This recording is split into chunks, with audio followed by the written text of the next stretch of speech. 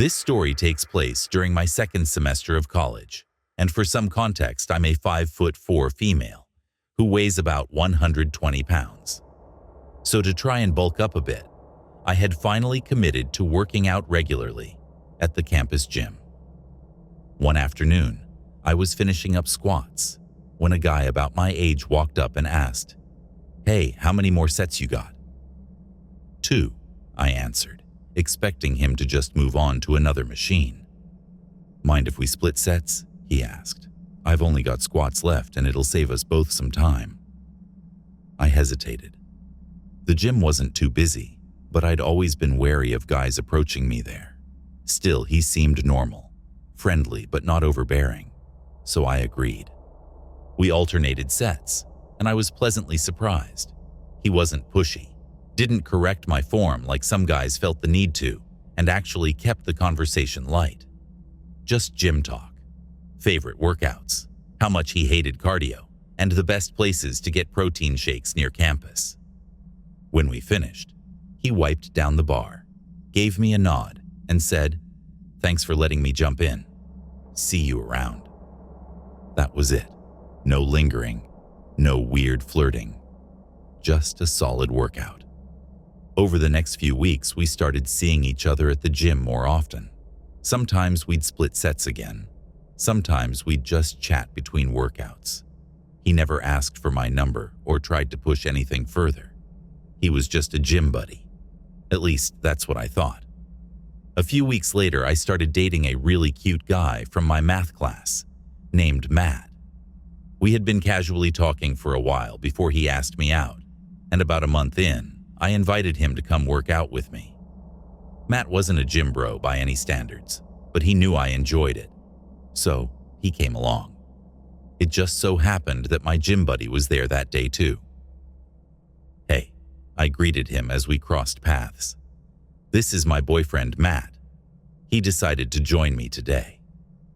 He didn't greet me back with his normal smile. Instead, he briefly looked at Matt, shook his hand, and said, "Pleasure to meet you, man." Then went back to his workout. It was weird.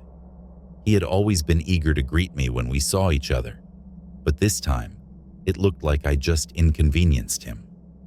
After that, I didn't see him for a few days. Then, randomly, I ran into him on campus near the library. "Hey," I said, relieved to see him. "I haven't seen you at the gym in a while." He barely looked at me. "Yeah, been busy," he muttered before walking away. That was when things started getting weird. I began noticing him everywhere. At first, it was subtle. I'd catch a glimpse of him in the library or sitting alone in the cafeteria. But then, it became obvious. He was at the gym almost every time I was, even when I switched up my schedule. He never spoke to me again, never made eye contact. But I'd see him in the mirrors, staring, watching. I told myself I was imagining things, that it was just a coincidence. Until the night I stayed late at work and decided to hit the gym before heading home. It was a little after 10:30 p.m. when I got there. The place was mostly empty, just 2 guys walking on the treadmills and 1 guy stretching near the dumbbells. So I went on with my normal routine, and by the time I finished my workout, it was nearly 11:15, and I realized I was the only one left. I removed my headphones and was met with an eerie silence. Just the light hum of the AC. The silence feels different when you are alone. I grabbed my bag and headed to the locker room to change, but just as I shut the door behind me, I heard the main gym doors creak open again. Then footsteps. It felt eerie, but I just tried to convince myself it was someone else coming to work out. But it was too direct, too deliberate. Then the locker room door opened. I turned just in time to see someone walk in. It was my gym buddy. He shut the door behind him. "What the hell are you doing?" I snapped, my voice shaking. His expression was calm, eerily blank. "Where's your boyfriend?" I gripped my bag. "Get out." He took a slow step closer. "You didn't answer my question." I backed toward the sinks, my heart pounding. "If you don't leave right now, I'll scream." "You think I'd hurt you?" His voice was so casual, as if we were still just gym buddies, as if nothing had changed. I reached for my phone, but he lunged, knocking it to the floor. My stomach dropped. Then the locker room door burst open. A deep voice barked, "Hey, what's going on in here?" A campus security guard stormed in, immediately grabbing him by the arm. "What are you doing in here, man?" the guard snapped. My gym buddy tensed, his face darkening, but he didn't resist. The guard twisted his arm behind his back and started hauling him out. "She's lying," he said through clenched teeth, but his eyes were locked on me. "She wanted this." My blood ran cold. I barely heard what the security guard said next. Everything was a blur. He was taken away, and I was left standing there, shaken. The next day, campus security called me to let me know he had been banned from the gym, and likely will be banned from the university. Even still, I stopped going to the campus gym and purchased a Planet Fitness membership. The monthly cost was nothing for my safety. I'm still happily together with Matt, and he goes with me to the gym every day. I think he's starting to like it now. While I won't be going to the gym late at night alone anytime soon, I won't be too quick to forget about how that night could have ended horribly if the security guard wasn't close by.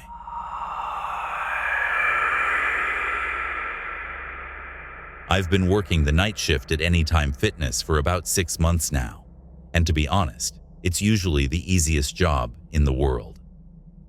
The gym sits at the far end of a strip mall on the outskirts of town. It's got 2 storefronts combined into one space, so it's bigger than you'd expect. When you walk in, the front desk is immediately to the right, and there's a small half wall separating the reception area from the main gym. Beyond that, it's a typical layout: rows of cardio machines, racks of weights, a stretching area, and the locker rooms in the very back corner. On a normal night, I get a handful of regulars, mostly shift workers or insomniacs who like having the place to themselves. But between 1 and 3 a.m., the gym is usually empty. That's why it felt so weird when, at exactly 2:30 a.m. on a random Tuesday night, the front door chimed.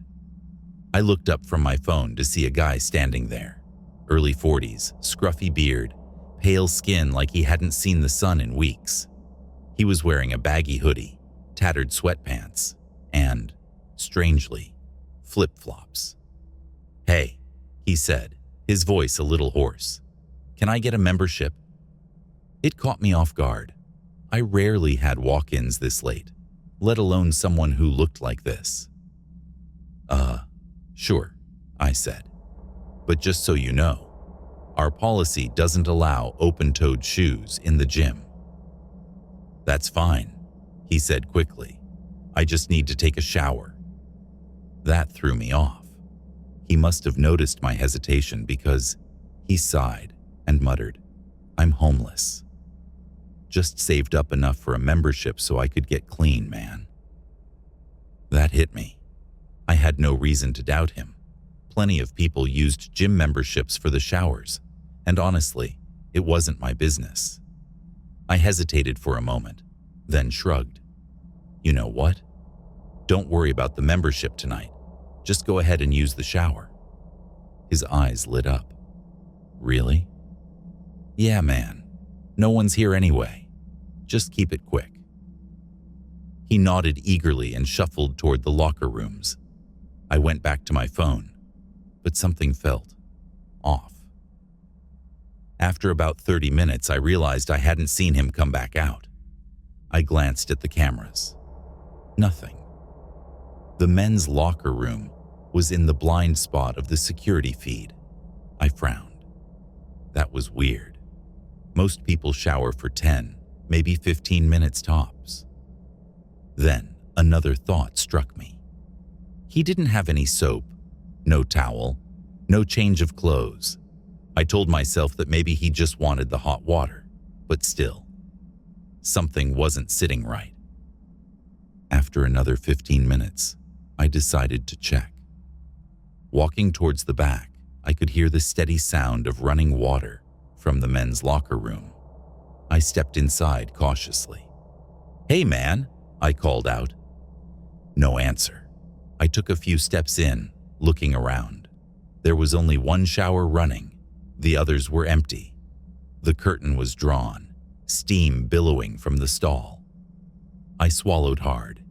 "You good in there?" Nothing. The air felt thick, humid from the shower, but also heavy. Something wasn't right. I turned to leave, and that's when I heard a noise from the women's locker room.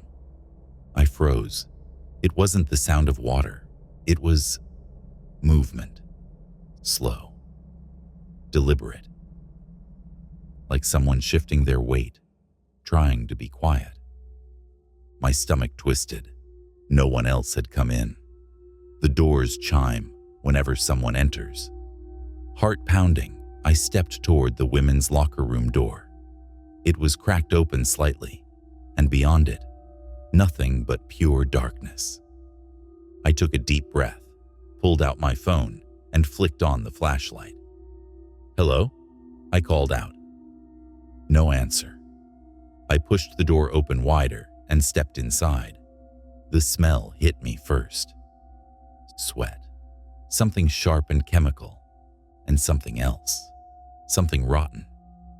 I lifted my phone, shining the light on the wall, to find the light switch, and when I turned it on, there he was.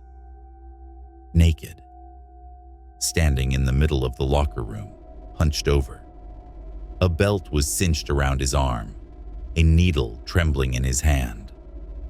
His eyes snapped up to me, wide and glassy, his pupils blown so big his irises were nearly gone. I barely had time to react before he opened his mouth and let out a blood-curdling, animalistic scream. Then he lunged. I barely managed to stumble back, slamming the door shut before he could reach me. My hands fumbled as I twisted the lock. He slammed into the door from the other side. I stumbled back, my heart racing as he kept throwing himself against the door, howling like a wild animal. I scrambled for my phone and dialed 911 with shaking fingers. "There's a man. He's in the gym. He's on something. He tried to attack me. He's locked in the women's locker room." The dispatcher stayed on the line, but the guy never stopped. I could hear him snarling, scratching at the door like a caged animal. By the time the cops showed up 10 minutes later, he was still screaming. The officers stormed in, demanding he come out.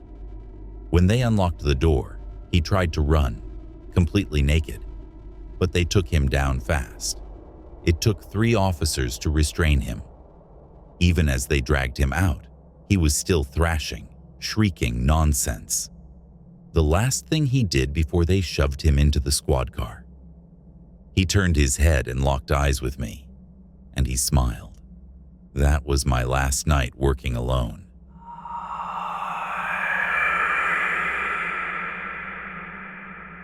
I never thought going to the gym would nearly get me killed. I've been a regular at my gym for about a year now. I go after work, around 6:30 p.m., and stick to my routine. Cardio first, then weights, then abs. I keep my headphones in and mind my own business. The gym is my time to decompress, and I don't go there to socialize. But one night, that changed. I had just sat down at the leg press, adjusting the weight, when I felt a tap on my shoulder. It startled me, because I almost never get approached by people at the gym. I pulled my headphones off and turned around to see a woman standing behind me, arms crossed, looking annoyed. "Excuse me, but you're using my machine," she said flatly. I blinked, confused. What? She sighed like I was stupid. I use this machine every day at this exact time. You're messing up my routine.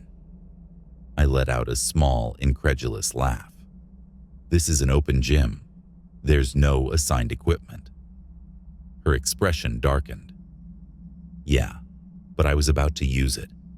And now you're in my way. At this point, I was more annoyed than anything. Okay, I can just do something else, I said, getting up. She didn't thank me.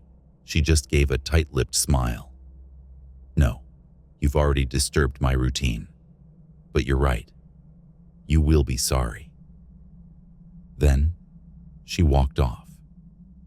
I sat there for a moment, thrown off. Before I could process, another gym-goer, a guy I had seen around a few times, chuckled as he walked past. "Don't worry about her," he said. "She does this crap all the time. Just ignore her." That was easier said than done. The next day, she was back. I spotted her before she spotted me, so I tried to avoid her. But when I walked over to one of the AB machines, she suddenly rushed past me and plopped down into the seat. "Oh, sorry," she said, grinning. "Were you going to use this? I already claimed it." I just rolled my eyes and moved on. But that was just the beginning. Over the next week, she started doing little things to mess with me. She'd deliberately bump into me while walking through the gym, barely muttering a fake apology. She'd follow me around, waiting until I went to a machine, then rushing to take the one next to me, staring the whole time. It escalated when she started messing with my car. One night, I pulled into the gym parking lot and started to turn into my usual spot when her car suddenly sped up and swerved right into it. She stepped out, smirking, tossing her gym bag over her shoulder, like nothing happened. I was fuming. I went straight to the front desk and told them what had been happening. The guy at the desk, barely out of high school, just shrugged. "Unless she actually breaks the rules, there's not much we can do," he said. Great. After a few more weeks of this, I finally snapped. That night, I was walking toward the leg press when she tried to pull the same stunt, rushing in front of me at the last second and sitting down before I could. But this time, she leaned in close and whispered, "Aw, were you going to use this? Too bad, sweetie." Something in me broke. Without thinking, I grabbed her by the arm, lifted her clean off the machine, and shoved her onto the floor. She let out a dramatic yelp as the gym went dead silent. Everyone had seen it. For a split second, I wondered if I had made a mistake. But then, I heard laughter. People were cheering. Someone actually clapped. She scrambled to her feet, red-faced, humiliated, and bolted out the door. I felt victorious, thinking I had finally gotten rid of her. I was so wrong. That night, I was driving home when I noticed a pair of headlights in my rearview mirror. At first, I didn't think much of it, but then I realized the car had been behind me for miles. I turned onto my street. It turned too. "You've got to be kidding me," I muttered. Then, the car suddenly sped up and swerved around me before cutting me off. I slammed my brakes, heart pounding. The car slowed down, then brake-checked me so hard I nearly crashed into it. I reached for my phone to call the police, but before I could, the car swerved again, slamming into the back of my car and sending me off the road. The last thing I remember is the sight of my car heading straight for a tree. Then, darkness. I woke up to the steady beeping of a heart monitor. My head was pounding, my body ached, and I was hooked up to an IV. My mom was sitting beside me, tears in her eyes. "The police want to talk to you," she said softly. I told them everything. They found her that same day, casually walking out of the gym, Her car still had my paint on its front bumper. She was arrested on the spot and charged with attempted murder. Apparently, she had a history of aggressive behavior. I was just the first person to actually fight back. I don't know what set her off, why she chose me, or why she was so obsessed with ruining my life. But I do know one thing. I never set foot in that gym again.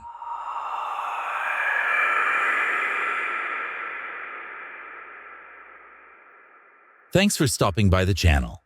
We hope you enjoyed these 3 truly terrifying stories. If you want to hear more just like this one, subscribe to our channel and turn notifications on so you can be reminded when we post a new long-form video every Tuesday at 10 a.m. If you have a story you'd like to hear read on the channel, email it to us at officialnightmarenarratives@gmail.com, and you might just hear your story read in a future episode. Thanks again for listening, and stay spooky, friends. We'll catch you in the next one.